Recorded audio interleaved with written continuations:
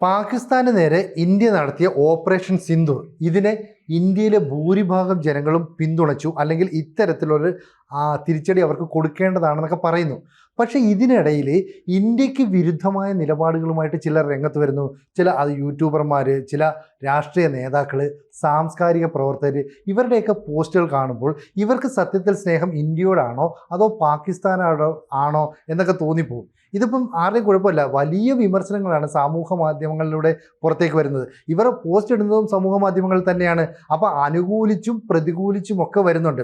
അപ്പോൾ ഞാൻ ഇക്കാര്യം ഇത് പറയാനുള്ള കാര്യം, ഈ 26 പേരെ പഹൽഗാമിൽ വെച്ച് കൊലപ്പെടുത്തി എന്നുള്ളതൊരു സത്യമാണ്. അതിൽ ജാതി ചോദിച്ചു എന്നുള്ളതും സത്യമാണ്. അപ്പോൾ അതിനൊരു തിരിച്ചടി നൽകണം. അപ്പോൾ ഇസ്ലാമാബാദ് ഉൾപ്പെടെ ഈ തിരിച്ചടി ഏത് നിമിഷവും ഉണ്ടാകുമെന്ന് പ്രതീക്ഷിച്ചിരിക്കുകയാണ്. പക്ഷേ 14 ദിവസം വരെ നമ്മൾ യാതൊന്നും ചെയ്തില്ല എന്ന് മാത്രമല്ല, 15ാമത്തെ ദിവസം തെറ്റിദ്ധാരണാജനകമായ ചില നിലപാടുകൾ എടുത്തു എന്ന് മറ്റ് രാജ്യങ്ങളെ കാണിക്കുകയും ഒപ്പം നമ്മൾ രാത്രിയിൽ ഓപ്പറേഷൻ നടത്തുകയും ചെയ്തു. അപ്പോൾ പുലർച്ചെ 1 മണി കഴിഞ്ഞ് 5 മിനിറ്റ് ഉള്ളപ്പോഴാണ് ഈ ആക്രമണം നടത്തിയതെന്നും ഏതാണ്ട് 25 മിനിറ്റോളം നീണ്ടു നിന്നു എന്നുമൊക്കെയാണ് ഇപ്പോൾ പുറത്തു വരുന്ന വിവരങ്ങൾ. ഇത്തരത്തിലുള്ള ആക്രമണത്തെക്കുറിച്ച് ഇപ്പോൾ എം സ്വരാജ്, അതായത് CPMൻ്റെ സംസ്ഥാന സെക്രട്ടേറിയറ്റ് അംഗമാണ്, അദ്ദേഹം തന്നെ ഫേസ്ബുക്കിൽ ഒരു പോസ്റ്റ് ഇട്ടേക്കുന്നു.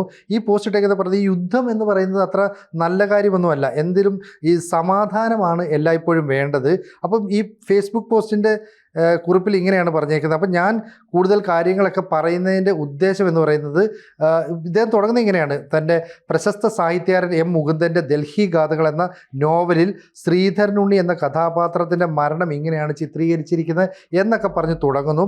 അവസാനം പറഞ്ഞു നിർത്തുന്നത് ഇങ്ങനെയാണ്: അതായത് യുദ്ധത്തിന് വേണ്ടി ദാഹിക്കുന്ന ചിലർ നവമാധ്യമങ്ങളിൽ മുറവിളി കൂട്ടുന്നുണ്ട്, ചാനലുകളിൽ യുദ്ധപ്രചോദിതർ ഉറഞ്ഞു തുള്ളുന്നു. അപ്പോൾ സ്വന്തം മുറ്റത്ത് മിസൈൽ പതിക്കാത്തിടത്തോളം, സ്വന്തം വീട് തകരാത്തിടത്തോളം ചിലർക്ക് യുദ്ധം എന്നത് അതിർത്തിയിലെ പൂരമാണ്. സ്വന്തം കുഞ്ഞു കൊല്ലപ്പെടുന്നത് വരെ യുദ്ധം ആസ്വദിക്കുന്ന മാനസികാവസ്ഥയുള്ളവരെ കാലം തിരുത്തട്ടെ. യുദ്ധത്തിൽ വിജയികൾ എന്നില്ല എന്നത് സത്യമാണ്, കാരണം വിജയികൾ ആരും ഉണ്ടാവില്ല. ഏത് യുദ്ധത്തിലും ആദ്യം തോൽക്കുന്നത് സാധാരണക്കാരായ മനുഷ്യരാണ്, സ്ത്രീകളും കുഞ്ഞുങ്ങളുമാണ്. മനുഷ്യരും കന്നുകാലികളുമെന്നല്ല, പരിസ്ഥിതി തന്നെയും മുറിവേറ്റ് പിടഞ്ഞൊടുങ്ങുന്ന യുദ്ധാനുഭവങ്ങൾ ചരിത്രത്തിൽ എമ്പാടുമുണ്ട്. അപ്പോൾ യുദ്ധം ക്ഷാമവും ദാരിദ്ര്യവും അരക്ഷിതാവസ്ഥയുമാണ്, കണ്ണീരും ചോരയും നിലയ്ക്കാത്ത വിലാപങ്ങളുമാണ്. അനാഥരും അഭയാർത്ഥികളും പലായനങ്ങളും ശ്മശാനങ്ങളുമാണ് യുദ്ധത്തിൻ്റെ ശേഷിപ്പുകൾ. ഭീകരതയ്ക്കും ഭീകരത സൃഷ്ടിക്കുന്ന യുദ്ധത്തിനുമെതിരെ മനുഷ്യ സ്നേഹത്തിൽ അധിഷ്ഠിതമായ മുന്നേറ്റങ്ങൾ ഉയർന്നു വരേണ്ടതുണ്ട്. വലിയ വിമർശനങ്ങളൊക്കെ ഇത് സംബന്ധിച്ച് വന്നതിന് ശേഷം ഈ ഒരു ദിവസം കൂടെ കഴിഞ്ഞപ്പോൾ വീണ്ടും സ്വരാജ് പുതിയൊരു പോസ്റ്റ് ഇട്ടു. ഈ പോസ്റ്റിൽ പറയുന്നത്, ഞാനിപ്പോൾ ഈ പോസ്റ്റ് ഇടുന്നതിൻ്റെ ഒരു കാരണം എന്ന് പറയുന്നത്, എൻ്റെ പോസ്റ്റിനെ ഒന്നും ഈ സംഘപരിവാർ പിന്തുണച്ചിട്ടില്ല. ആദ്യമായി അങ്ങനെയൊന്നും ഉണ്ടായാൽ പിന്നെ ഞാൻ ജീവിച്ചിരുന്നിട്ട് എന്ത് കാര്യമെന്ന് പറയുന്നുണ്ട്. അപ്പം കൂട്ടത്തിൽ കൗതുകകരമായ ഒരു കാര്യം, ഇടതുപക്ഷക്കാർ എന്ന നിലയിൽ പ്രത്യക്ഷപ്പെടുന്ന വിരലിൽ എണ്ണാവുന്ന ചിലർ പെട്ടെന്ന് സന്ദേഹികളായിട്ട് മാറി. അതായത് യുദ്ധത്തിനെക്കുറിച്ചൊക്കെയാണ് പറയുന്നത്. അപ്പോൾ ഈ സ്വരാജിനെ പലരും കുറ്റപ്പെടുത്തിയത് ഇങ്ങനെയാണ്: നേരത്തെ ഹമാസ് ഇസ്രായേലിന് നേരെ കടുത്ത ആക്രമണം നടത്തി. ഹമാസ് ഇസ്രായേലിലേക്ക് കടന്നു വന്ന് നിരവധി പേരെ ബന്ദികളാക്കി കൊണ്ടുപോയി, അതുപോലെ കുട്ടികളുടെയും സ്ത്രീകളുടെയും ഒക്കെ കഴുത്തറുത്ത് കൊലപ്പെടുത്തി ബലാത്സംഗം ചെയ്തു. ഈ സമയത്ത് ഈ സ്വരാജിൻ്റെ സ്നേഹം എവിടെ പോയി? അപ്പം മാനവികതയോടുള്ള സ്നേഹം ഇല്ലായിരുന്നോ? അതിനുള്ള മറുപടി പറയുന്നുണ്ട്. അതായത് മുമ്പ് പലസ്തീനെ പിന്തുണച്ചതിൻ്റെ പേരിൽ പല അപശബ്ദങ്ങളും ഞാൻ കേൾക്കേണ്ടി വന്നിട്ടുണ്ട്. അവിടെ ചരിത്രത്തിലുടനീളം ഇസ്രായേലാണ് യുദ്ധഭീകരത സൃഷ്ടിച്ചത്. അപ്പം സർവവും അപഹരിക്കപ്പെട്ട, 3/4 പങ്ക് മനുഷ്യരും കൊല്ലപ്പെട്ട ഒരു ജനത എന്ന നിലയിൽ പലസ്തീനികൾക്ക് പൊരുതുകയല്ലാതെ മറ്റു വഴിയില്ല. അതിനാൽ യുദ്ധവിരുദ്ധ നിലപാട് തന്നെയാണ് പലസ്തീനികളുടെ ഉപാധിരഹിത പിന്തുണ, അല്ലെ അതൊക്കെയാണ് ഞാൻ സപ്പോർട്ട് ചെയ്തതെന്ന് പറയുന്നു. അപ്പോൾ ശരിയാണ്. പക്ഷേ ഈ പലസ്തീനികൾക്ക് വേണ്ടി ഈ ഇറാൻ സ്പോൺസർ ചെയ്ത ഹമാസ് ഭീകരവാദികൾ അവിടെ കടന്നുകൂടി അവർ കാട്ടിക്കൂട്ടിയ ആക്രമണങ്ങൾ എത്രയാണ്? അപ്പോൾ ഈ ഇസ്രയേലും പലസ്തീനും തമ്മിൽ ഇത്രയും വലിയ പ്രശ്നങ്ങൾ ഇപ്പോൾ ഉണ്ടാക്കാനുള്ള കാരണം ഹമാസ് അവിടെ കടന്നുകൂടി ചെയ്ത ആക്രമണങ്ങളാണ്. അതിനെക്കുറിച്ച് സ്വരാജ് കണ്ടില്ല, കേട്ടില്ല, ഒന്നും അറിയുന്നില്ല. അപ്പോൾ പാകിസ്ഥാനിലേക്ക് ഇന്ത്യ ഭീകരാക്രമണം നടത്തിയപ്പോൾ അത്തരത്തിലുള്ള ആക്രമണം വേണ്ടതായിരുന്നുവെന്നും ഹൈന്ദവ സ്ത്രീകളുടെ സിന്ദൂരം മായ്ക്കുന്ന നടപടിക്ക് എതിരായിട്ടുള്ള ഇന്ത്യൻ ഭരണകൂടത്തിൻ്റെ ഓപ്പറേഷനാണ് ഓപ്പറേഷൻ സിന്ദൂര. അതിനെ ലോകമെമ്പാടുമുള്ള ജനത അംഗീകരിക്കുന്നുണ്ട്. അമേരിക്കയും റഷ്യയും ഫ്രാൻസും ജർമ്മനിയും ജപ്പാനും ഉൾപ്പെടെയുള്ള രാജ്യങ്ങൾ ഇന്ത്യയുടെ കൂടെയാണെന്ന് പറയുന്നുണ്ട്. അപ്പോഴാണ് ഈ സ്വരാജിൻ്റെയൊക്കെ ഈ നിലപാട്. അപ്പം നമുക്ക് ഈ രാഷ്ട്രീയ നേതാക്കൾ ഇന്ത്യക്കാരെ സപ്പോർട്ട് ചെയ്യുകയാണോ അതോ പാകിസ്ഥാൻകാർക്ക് വേണ്ടി നിലവിളിക്കുകയാണോ എന്നൊരു സംശയം തോന്നിയാൽ ഒട്ടും അത്ഭുതപ്പെടേണ്ട കാര്യമില്ല. അപ്പോൾ രാഹുൽ മാങ്കൂട്ടത്തിൽ എന്ന് പറയുന്ന കോൺഗ്രസിൻ്റെ MLA ഇതിനെതിരെ വിമർശനവുമായിട്ട് രംഗത്ത് വരുന്നു. അതായത് കണ്ണൂർ ജില്ലയിൽ യൂത്ത് കോൺഗ്രസ് പ്രവർത്തകൻ്റെ വീട് തകർക്കുന്നു, ആ യൂത്ത് കോൺഗ്രസ് പ്രവർത്തകനെ മർദ്ദിക്കുന്നു. ഇതൊന്നും CPM കാണുന്നില്ലേ? അപ്പോൾ CPMൻ്റെ സംസ്ഥാന സെക്രട്ടേറിയറ്റ് അംഗമായ ഈ പറയുന്ന M സ്വരാജ് സ്വന്തം ജില്ലയിൽ കണ്ണൂരിൽ നടക്കുന്ന, അല്ലെ സ്വന്തം ജില്ലയിലെ സ്വന്തം പാർട്ടിയുടെ ഏറ്റവും അധികം വേരോട്ടമുള്ള ജില്ലയിൽ നടക്കുന്ന പ്രവർത്തനങ്ങളൊന്നും കാണുന്നില്ല. പകരം പാകിസ്ഥാനിലെ ഭീകരവാദികൾക്ക് വേണ്ടി കണ്ണീരൊഴുക്കുന്നു, മുതലക്കണ്ണീര് കാണിക്കുന്നു എന്നൊക്കെയാണ് രാഹുൽ മാങ്കൂട്ടത്തിൽ പറയുന്നത്. അപ്പം നമുക്കറിയാം ദേശസ്നേഹം തുളുമ്പി നിൽക്കുന്ന ഒരുപാട് ആളുകളുണ്ട്, അല്ലെ പാകിസ്ഥാൻ ചെയ്തത് തെറ്റാണെന്നും ഇപ്പോൾ ഇന്ത്യ നടത്തിയ ഓപ്പറേഷൻ കൃത്യമാണ്, അതിനുള്ള ശക്തമായ തിരിച്ചടിയാണെന്നുമുള്ള നിലപാടെടുക്കുന്ന ഒരുപാട് പേരുണ്ട്. മറ്റ് ചില ആളുകൾ അപ്പോൾ സാഹിത്യ മേഖലയിൽ സാംസ്കാരിക മേഖലയിലൊക്കെ പ്രവർത്തിക്കുന്നു പറയുന്നത്, ഇവിടെ ഒരു കുട്ടിക്ക് പരിക്കേറ്റ് കാണുമ്പോൾ എനിക്ക് ഭയങ്കര വിഷമമാണ്, എൻ്റെ കുട്ടിക്ക് പരിക്കേറ്റതുപോലെ തോന്നുന്നു, എൻ്റെ ഗർഭപാത്രത്തിന് എന്തോ ഒരു വിങ്ങലുണ്ടാകുന്നു എന്നൊക്കെയുള്ള രീതിയിലുള്ള പോസ്റ്റ് വരുന്നു. അപ്പോൾ ഇത്തരത്തിലുള്ള പോസ്റ്റ് ഈ പാകിസ്ഥാനിയെ നമ്മൾ ആക്രമിക്കുമ്പോൾ അവിടെ ഇപ്പോൾ ആക്രമിക്കുമ്പോൾ ഇപ്പോൾ ഒരു ബോംബ് വിടുന്നു അല്ലെങ്കിൽ മിസൈൽ വിടുന്നു എന്ന് പറഞ്ഞാൽ ഭീകരനെ മാത്രമായിരിക്കില്ല ഇത് ആക്രമണം ഏൽപ്പിക്കുന്നത്, സൈഡിലുള്ള സമീപത്തുള്ള ചിലർക്കൊക്കെ പരിക്ക് പറ്റാം, ഇത് തിരിച്ചുമുണ്ടാകാം.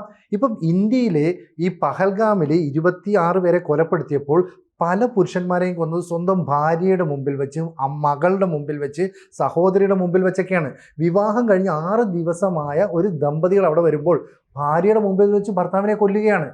സ്വന്തം മകൾ, എന്തിനാ രാമചന്ദ്രൻ എന്ന് പറയുന്ന കൊച്ചിയിൽ ഇടപ്പള്ളി സ്വദേശിയെ കൊല്ലുമ്പോൾ സ്വന്തം മകളാണ് അടുത്ത് നിൽക്കുന്നത്. ആ മകൾ ഇക്കാര്യങ്ങളൊക്കെ വിലപിച്ചുകൊണ്ട് പറഞ്ഞതാണ്. അപ്പോൾ അവർക്കൊക്കെ ഉണ്ടായ വേദന എന്താ ഇവരൊന്നും കാണാത്തത്? ഇനി മറ്റൊരു യൂട്യൂബറിനെ കുറിച്ചൊരു വിമർശനം ഉയരുന്നുണ്ട്. അപ്പോൾ ആ യൂട്യൂബർ നേരത്തെ പറഞ്ഞത് പാകിസ്ഥാനിൽ നമ്മൾ ആക്രമണമൊക്കെ നടത്തിയെങ്കിലും പാകിസ്ഥാൻ ശക്തമായി തിരിച്ചടിച്ചു, ഇന്ത്യയുടെ 2 യുദ്ധവിമാനങ്ങൾ തകർന്നു, 3 യുദ്ധവിമാനങ്ങൾ തകർന്നു. പിന്നീട് കുറച്ച് കഴിഞ്ഞപ്പോൾ ഇന്ത്യയുടെ 5 യുദ്ധവിമാനങ്ങൾ തകർന്നു. അപ്പോൾ യുദ്ധമാണ് എന്നുള്ള പ്രതീതി സൃഷ്ടിച്ചു. സത്യം പറഞ്ഞാൽ നമ്മൾ ഒരു സർജിക്കൽ സ്ട്രൈക്ക് പോലൊരു ആക്രമണമാണ് നടത്തിയത്. പാകിസ്ഥാൻ്റെ 21 ഭീകര കേന്ദ്രങ്ങൾക്ക് സ്കെച്ചിടുകയും അതിൽ 9 കേന്ദ്രങ്ങളെ ആക്രമിച്ച് തകർക്കുകയുമാണ് നമ്മൾ ചെയ്തത്. അതിനുശേഷം നമ്മൾ പറയുന്നു നമ്മൾ ഇത്രയൊക്കെ ചെയ്തത് കൃത്യമായ പദ്ധതികളുടെ അടിസ്ഥാനത്തിലാണ്, ഭീകര ക്യാമ്പുകൾക്ക് നേരെ മാത്രമേ ആക്രമണം നടന്നു. അപ്പോൾ പാകിസ്ഥാൻ ഒരു യുദ്ധം നടന്നെന്ന പ്രതീതി സൃഷ്ടിക്കാനാണ് ഇന്ത്യൻ വിമാനങ്ങളെ അടിച്ചിട്ടു എന്ന് പറഞ്ഞാൽ, പിന്നീട് ഇതേ യൂട്യൂബർ തന്നെ 7 യുദ്ധവിമാനങ്ങൾ തകർത്തു എന്നൊക്കെ വാർത്ത കൊടുത്തു. അപ്പോൾ ഇത്തരത്തിൽ വാർത്ത കൊടുക്കുമ്പോൾ റഫേൽ ഉൾപ്പെടെയുള്ള യുദ്ധവിമാനങ്ങൾ തകർന്നു. സത്യത്തിൽ റഫേൽ യുദ്ധവിമാനങ്ങളൊക്കെ നമ്മൾ അതിർത്തിക്ക് ഇപ്പുറത്ത് നിന്നാണ് അങ്ങോട്ടേക്ക് ആക്രമണം നടത്തിയത്, നമ്മൾ അതിർത്തി ലംഘിച്ച് അപ്പുറത്തേക്ക് പോയില്ല. അപ്പോൾ ഇത്തരത്തിലുള്ള വാർത്തകളൊക്കെ സൃഷ്ടിക്കുന്നവരുടെ ഉദ്ദേശം എന്താ? ഇത് ഞാൻ പറയുന്നതല്ല, സമൂഹ മാധ്യമങ്ങളിൽ വലിയ ചർച്ചയായി മാറിയപ്പോൾ എന്തുകൊണ്ടാണ് നിങ്ങൾ ഇതേക്കുറിച്ച് വാർത്ത ചെയ്യാത്തതെന്ന് നമ്മളോടും ചോദിക്കുന്നുണ്ട്. അതുകൊണ്ടാണ് M സ്വരാജ്, യൂട്യൂബർ, ചില സാമൂഹ്യ സാംസ്കാരിക പ്രവർത്തകരെന്ന് അവകാശപ്പെടുന്നവർ ഇവരൊക്കെ ഇങ്ങനെ നിലപാട് സ്വീകരിക്കുന്നത്. സത്യത്തിൽ ഇവരെയൊക്കെ നമ്മൾ അംഗീകരിക്കേണ്ടതുണ്ടോ? നമ്മളൊന്ന് ചിന്തിക്കണം. കാരണം ഇന്ത്യ വിരുദ്ധമായ നിലപാടാണ് സ്വീകരിക്കുന്നത്. ഇന്ത്യക്കാർ കൊല്ലപ്പെടുമ്പോൾ, ഇന്ത്യക്കാർക്ക് നേരെ ക്രൂരത നടക്കുമ്പോൾ ഇവരെ ഒന്നും തന്നെ ശബ്ദമുയർത്താനോ അല്ലെങ്കിൽ പ്രതികരിക്കാനോ കാണാറില്ല. തിരിച്ച് പാകിസ്ഥാനിലേക്ക് നമ്മളൊരു ആക്രമണം നടത്തുന്നു, അതായത് നമ്മളെ ചൊറിഞ്ഞപ്പോൾ നമ്മൾ തിരിച്ച് ആക്രമിച്ചതാണ്, അല്ലാതെ നമ്മൾ ഒരിക്കലും യുദ്ധത്തെ പ്രോത്സാഹിപ്പിക്കുകയോ യുദ്ധത്തിന് വേണ്ടി നിലകൊള്ളുകയോ ചെയ്യുന്ന ഒരു രാജ്യമല്ല. അത് ചെയ്തപ്പോഴാണ് ഇവരൊക്കെ തന്നെ ഇന്ത്യ വിരുദ്ധമായ നിലപാട് സ്വീകരിക്കുന്നത്. അപ്പം ഇവിടെ നിന്ന് ഭക്ഷണം കഴിച്ചിട്ട് കൂറ് ആരോടാണ് ഇവർ കാണിക്കുന്നത്? അതും നമുക്ക് സംശയിക്കേണ്ടതല്ലേ. അപ്പോൾ പാകിസ്ഥാനിലെ കുട്ടിക്ക് നൊന്താൽ, പാകിസ്ഥാനിലെ പുരുഷന് നൊന്താൽ, പാകിസ്ഥാനിലെ ഭീകരവാദിക്ക് നൊന്താൽ നോവുന്ന, പൊള്ളുന്ന ഒരുപാട് ആൾക്കാർ നമ്മുടെ നാട്ടിൽ ഇപ്പോഴുമുണ്ട്.